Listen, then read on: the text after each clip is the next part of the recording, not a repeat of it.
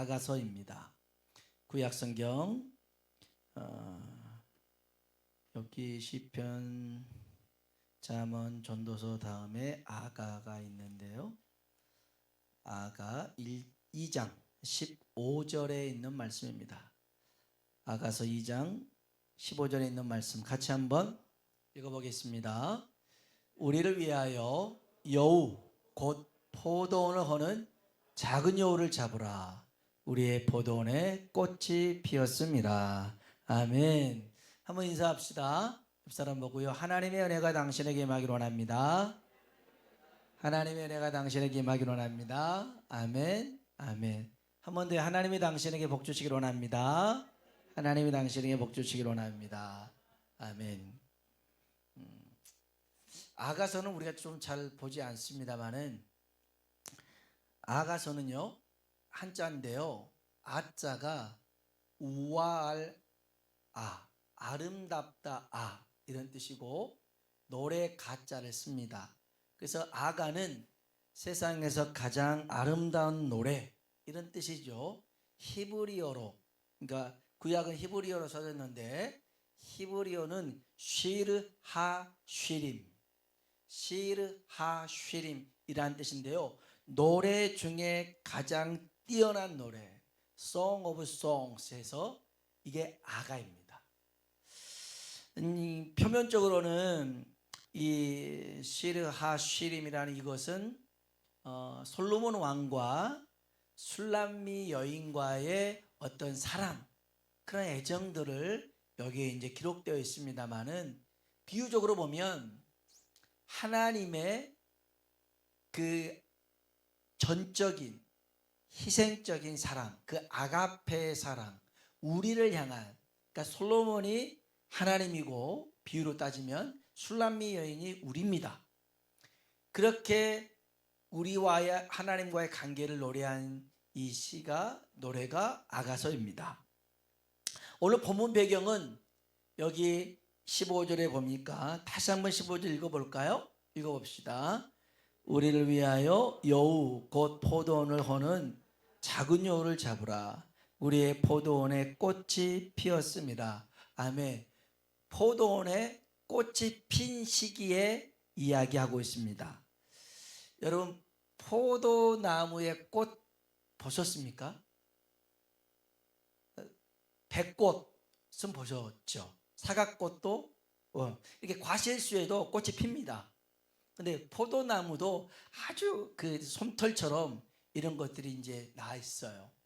그래서 이제 이게 그 꽃망울이 터지면 다 떨어지면 그래서 이제 열매가 나타나게 됩니다.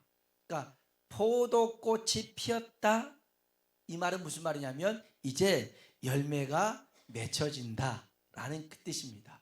열매가 맺혀질 쯤에 여우 한 마리가 나타납니다. 이 여우가 하는 짓이 있습니다. 포도 열매를 따먹어요. 이들이 덜 익은 포도도 따먹어버리고 포도꽃을 망가뜨립니다. 그래서 포도원을 망치게 만드는 경우가 이 여우가 있어요. 근데 오늘 본문에 보니까 포도원에 등장한 여우는 작은 여우였어요. 다시 봐요. 15절 읽어봅시다. 우리를 위하여 여우 포도원을 허는 작은 여우를 잡아라. 작은 여우를 잡으래요. 새끼 여우 뭐 그런 의미 있겠지만 작은 여우는 크게 신경 쓰지 않을 그게 작은 여우예요. 여러분, 포도원을 망치는 것, 포도원을 무너뜨리는 것, 그것은 뭐 사나운 늑대나 곰이나 사자가 아니었어요. 별 볼 일 없어 보이는 작은 여우가 포도원을 무너뜨린대요. 이 포도원은 작게는 우리 마음이고요, 우리 가정이고요, 우리 교회입니다. 이 작은 여우가 내 마음을 무너뜨려 버려요. 작은 여우가 우리 가정을 무너뜨리고 교회를 무너뜨리고 관계를 끊어버리게 만드는 게 작은 여우라는 거예요. 이거 별 대수롭게 여기지 않는 일이나 행동일 수 있어요. 아유, 이 정도는 괜찮아 라고 생각하는 것이 작은 여우일 수 있습니다. 저는 세상에서 가장 나쁜 짓이 음주운전이라고 생각합니다. 그 잠깐의 일로 다른 사람의 목숨을 빼앗거나 다치게 하거나 평생 고통을 받게 만들죠. 지선아 사랑해 라는 책의 저자가 이지선 교수가 있어요. 자매인데 이하여대 다니다가 교통사고를 났어요.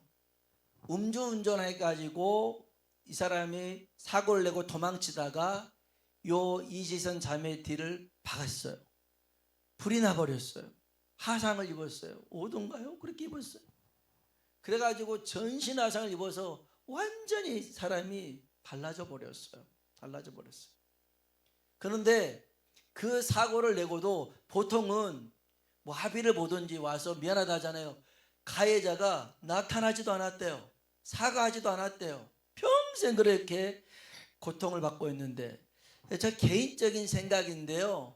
음주운전을 하다가 일회 적발시, 그러니까 사고 낸 게 아니라 일회 적발시 자동차를 회수했으면 좋겠어요. 경매 처분하고 2회 적발하면 사고 낸 게 아니에요. 음주운전 단속했는데 두 번째 적발하면 재산을 몰수해 버렸으면 좋겠어요. 제가 이번 총선에 나갈 테니까 저를 뽑아주시면 제가 이런 법을 제정해서 기호 2번이 됐네요. 안돼 특정 정당이 되니까 기호 이렇게 아무튼 간에 나쁜 짓이잖아요. 나쁜 짓. 근데 왜냐하면 자기는 이 정도쯤은 운전할 수 있어 이렇게 생각한단 말이에요. 여기 코앞인데 뭐 100m도 아닌데 그러다 사고를 나는 거잖아요. 이쯤이면 괜찮아. 그게 작은 여우일 수 있더라는 거예요. 오늘 포도원을 허무는 작은 여우는 하나님과 관계를 무너뜨리는 거예요. 나와 하나님과의 관계가 무너지는 거예요. 이게 작은 여우예요. 나와 다른 사람과의 관계를 무너뜨리는 것이 작은 여우라는 거예요. 아까 얘기했잖아요. 포도원에 꽃이 피었다. 이 말은 이제 열매가 가까웠더라는 거예요. 축복이 가까이 왔다라는 거예요. 은혜가 가까이 왔다라는 거예요. 그런데 작은 여우가 그걸 허물어뜨려요. 그럴 수 있다라는 생각이에요. 여러분 잘 기억하셔야 돼요. 큰 여우나 사자나 곰이나 늑대는 얘는 위험하구나 누구나 다 인지할 수 있어요. 여러분 보세요. 이런 죄는요, 뭐 사람을 죽였다, 큰 죄죠. 남의 것을 빼앗았다, 나라를 팔아먹었다, 이런 사람은 큰 죄라는 거 알아요. 우리도 뭐 을사오족 얘기하면 나오잖아요. 이한용부터 시작해가지고 나오잖아요. 이 사람들은 죄인이라는 거 알아요. 큰 죄를 졌다고 알아요. 남에게 피해를 줬으니까, 고통을 줬으니까. 그런데 작은 여우는요, 죄로 잘 인식하지 않아요. 그러나 그게 정말 여러분이 쉽게 넘어가면 안 돼요. 얼마 전에 제가 요 근처 식당에서 밥을 먹었어요. 그 뼈다귀집 식당이었는데요. 밥을 먹고 있는데 파리 한 마리가 막 날아다니더라고요. 그러더니 제 그 뼈다귀 거기에 툭 떨어졌어요. 뼈다귀. 어떻게 하겠어요? 파리 한 마리쯤이야. 별거 아니지. 걷어내고 먹을 수 있잖아요. 또 파리가 가까운 그 국물도 있다 해가지고 버릴 수 있잖아요. 미안합니다. 파리 한 마리인데 걔가 먹어봤자 얼마나 먹겠어요. 빼고 먹을 수 있을 거 아닙니까? 근데 여러분 이제 보세요. 거기에 바퀴벌레가 이렇게 있다 합시다. 그럼 그 바퀴벌레 이제는 좀 더 건강해지겠구나 하고 같이 건축도 같이 이거 먹으면서 그럴 수가 없잖아요. 제가 이게 파리가 떨어졌으니까 주인장을 불렀어요. 여기 파리가 한 마리 들어갔네요. 죄송해요. 새 걸로 갖다 주더라고요. 한 덩어리는 제가 먹었었는데 다시 새 걸로 먹었어요. 여러분 파리 요만한 거 떨어졌다고 그냥 먹을 수 있는 사람 없잖아요. 바퀴벌레가 요만한 게 빠져 있었는데 여러분 그걸 다시 먹겠어요? 여러분이 작은 여우를 생각할 때 이렇게 생각했으면 좋겠어요. 여러분의 국그릇에 파리가 빠져 있는 거예요. 여러분의 국그릇에 바퀴벌레가 빠져 있는 거예요. 이쯤이야 먹을 수 없죠. 작은 여우를 우리가 그렇게 생각했으면 좋겠어요. 작은 여우는요, 다른 사람에게 피해는 안 줘도 내 자신에게 피해를 주는 게 작은 여우예요. 내 영혼에 큰 타격을 줘요. 여러분, 기도하지 않는 거 여러분 안 할 수도 있죠. 세상 사람도 안 하는데. 그런데 우리가 기도하지 않잖아요. 우리 영혼에 타격이 와요. 기도를 쉬는 죄라고 말하는 사무엘이었어요. 기도하지 않는 것도 죄라는 거예요. 여러분, 혈기를 품는 거요, 내가 얘기하겠지만 화낼 수 있죠. 그러나 그 사소한 것이 내 영혼에 타격을 줘요. 기도가 되지 않아요. 잘 안 나와요.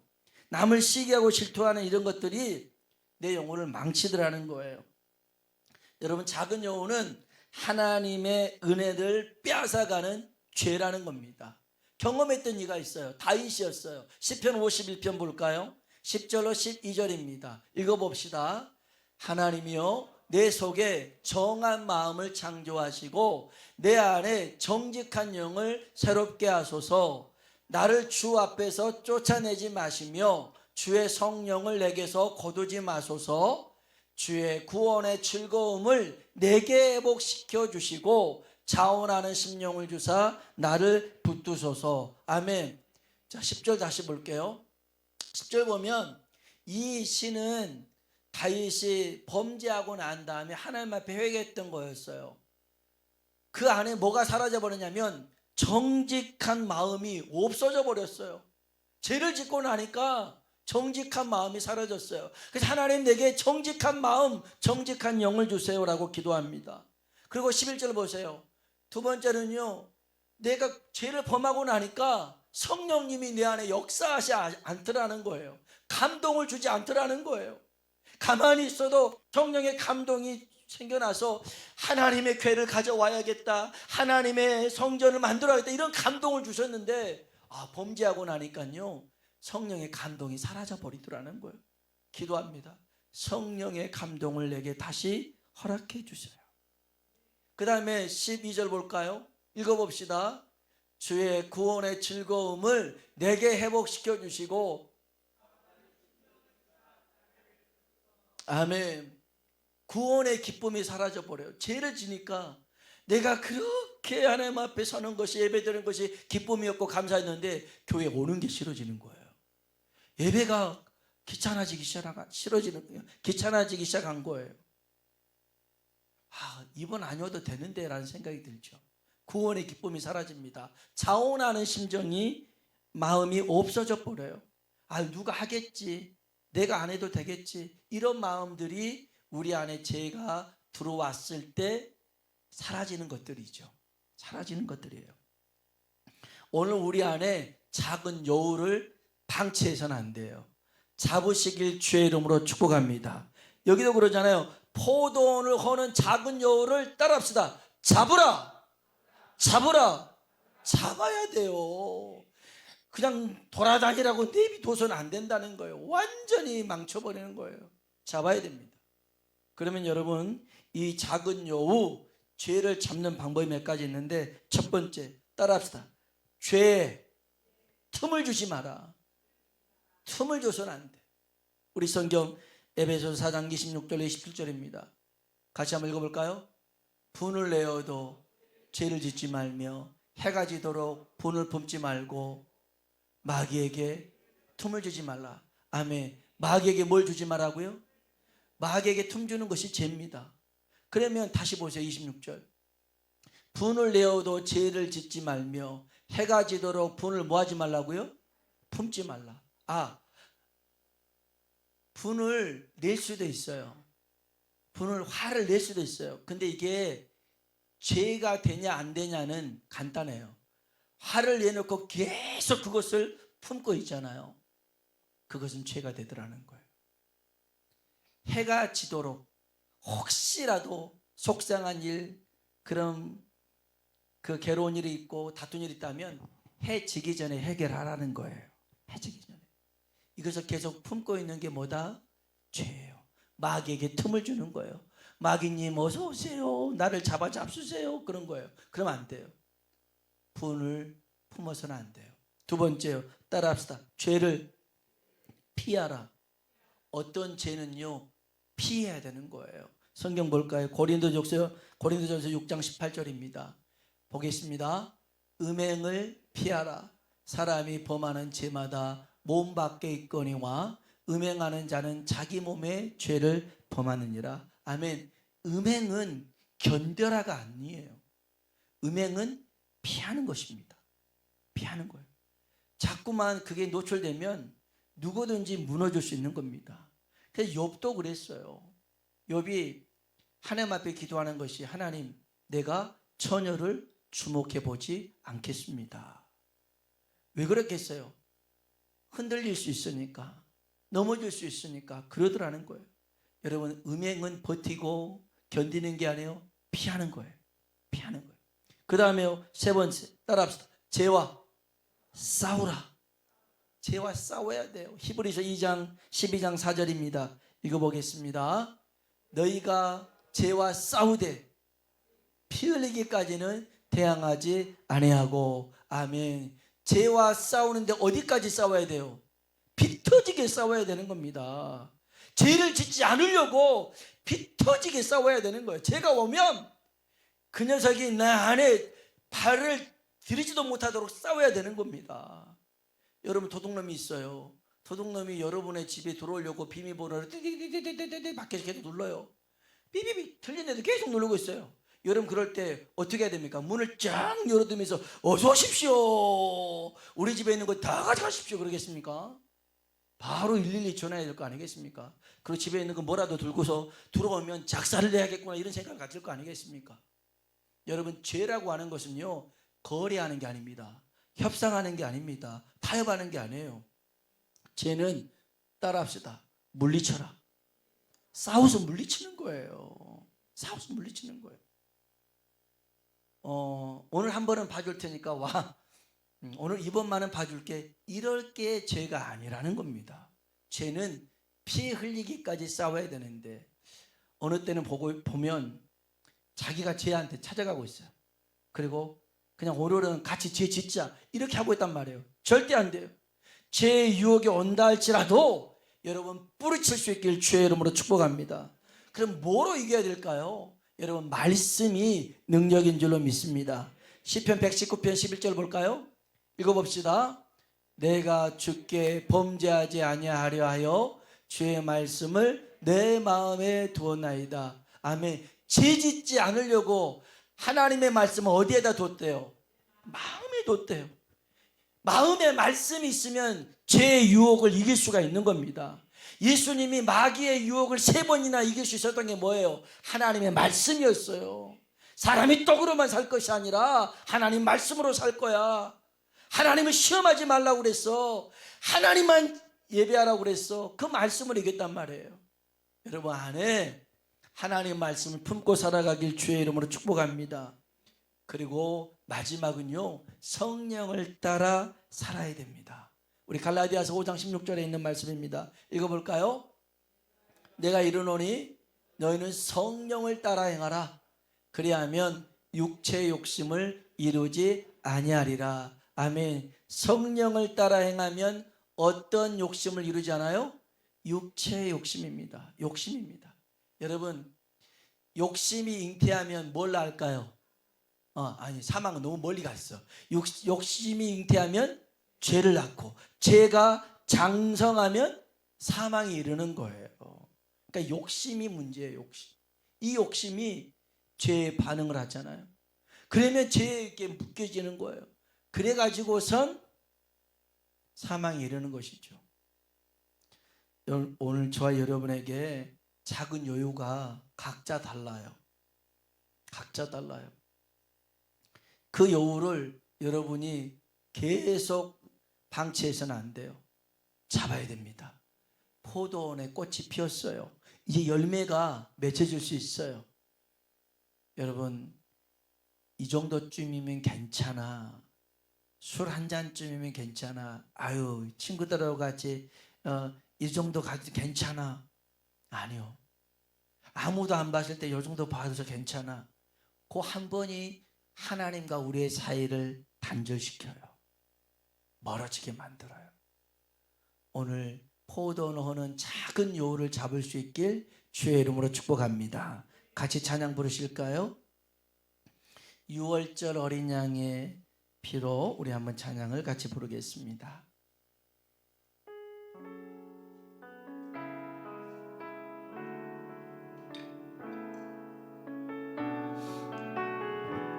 유월절 어린 양의 피로 6월절 어린 양의 피